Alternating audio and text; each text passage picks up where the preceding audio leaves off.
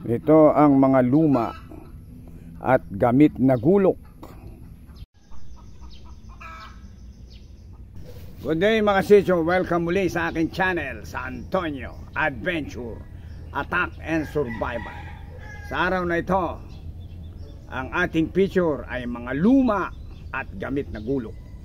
Mag-umpisa tayo dito sa gulok na ito. Dinahumpalay. Niyari pa ito ng isang panday sa General Luna, Quezon. Luman-luma na ito, more than 20 years na. Minana pa raw ito ni Paring Ani sa kanyang tatay. Kaya hugutin ko na at para makita nyo ang talim ng dinahumpalay. Medyo mahigpit ito eh. Yan. Kita nyo? Ang haba niyan. Mahaba yan ha. Napakatalas. So ito'y luman-luma na, more than 20 years na nga daw, sabi ni Paring Ani.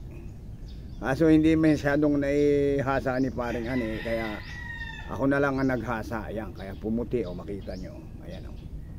Ang ganda. Kaya ito pwedeng panglaplap, panggayat, pang chap-chap, at pang salaksak. Ang dinahumpalay. Ito naman ang pangalawang luma at gamit na gulong. Ang may-ari nito ay aking pinsan na si Christian. 5 years na niya itong ginagamit. Ang panday na gumawa nito ay si Mang Roger sa paanan ng Mount Banahaw. Ito nyo, luman-luma na yan. Ang original na handle nito dati ay ugat ng mahogany. Dahil nabiyak na sa paggamit, pinalitan na ng ugat ng mangga. Hugutin na natin ang talim. At ito nga palang kaluban, ugat din ito ng mahogany. Kung makita nyo ito, ang ganda oh. Yan. Doble kila yan. Dito, tsaka dito. Kung kanan ka, pwede mong gamitin. Kung kaliwete ka, pwede mo pa rin gamitin. Kaya ito ang luma at gamit na gulok. Matalas ito. Kaya ito ay pwedeng pantalop ng mangga, panlaplap ng kung anong gusto mong laplapin. Pwede rin itong panggayat, pwede rin panchap-chap, at pwedeng pang salaksak. Yan ang luma at gamit na gulok. Ito naman ang ating pantatlo na luma at gamit na gulok. Na-picture ko na ito dati, pero i-picture ko ulit ngayon.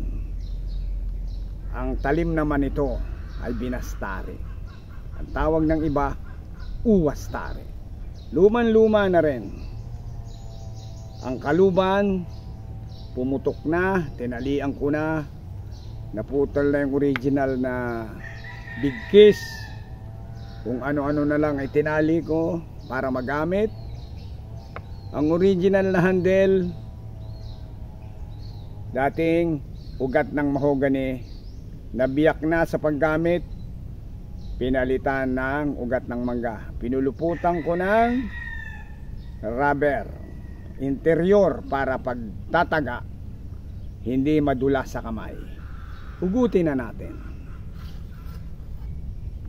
Yan. Kita nyo, ang ganda ng talim niyan. Yan o.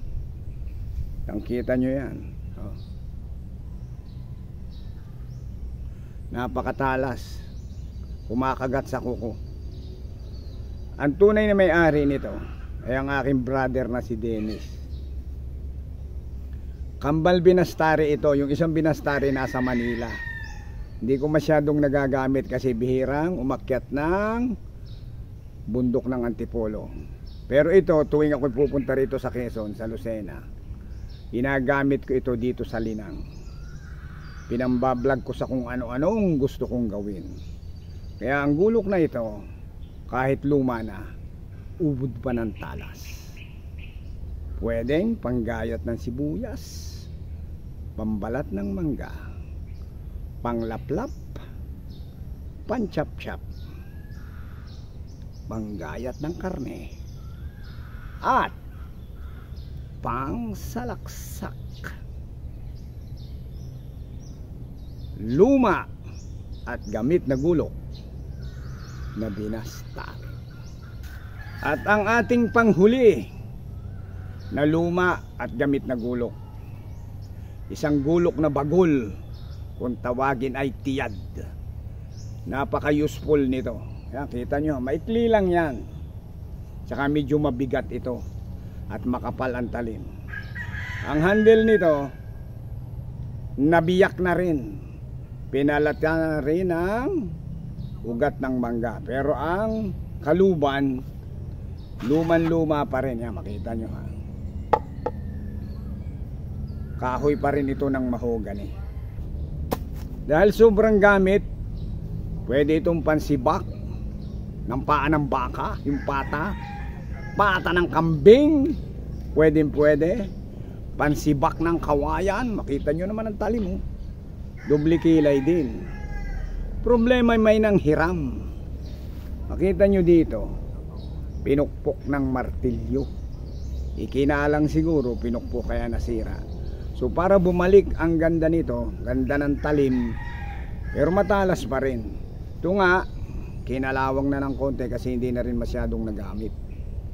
Ipababalasbas. Ang ibig sabihin ng balasbas, susubuhan ng bago, pupukpukin muli para mawala itong mga damage dito ng martilyo, at babalik yung talagang talas na. Pwede mo itong pambiyak ng nyug, pambiyak ng mura, pansibak ng kahoy, yung katamtaman lang, huwag naman yung malaking puno. Kaya itong tiyad na ito ay napaka useful, maraming gamit. Yan. Kaya ito, kahit luma na, umaabanti pa. Pwede mo rin itong pambalat ng mangga kung gusto mo, panghiwa ng sibuyas, pwede rin, pampitpit ng luya, pwede rin, at pwedeng pantadtad ng karne ng baboy, karne ng baka, at karne ng kambing. Pwede rin karne ng aso kung mahilig kayo. Ito ang isa sa mga luma at gamit na gulok, ang tiyad. Kaya sa susunod pang Antonio Adventure, Attack and Survival sa mga luma at gamit na gulok.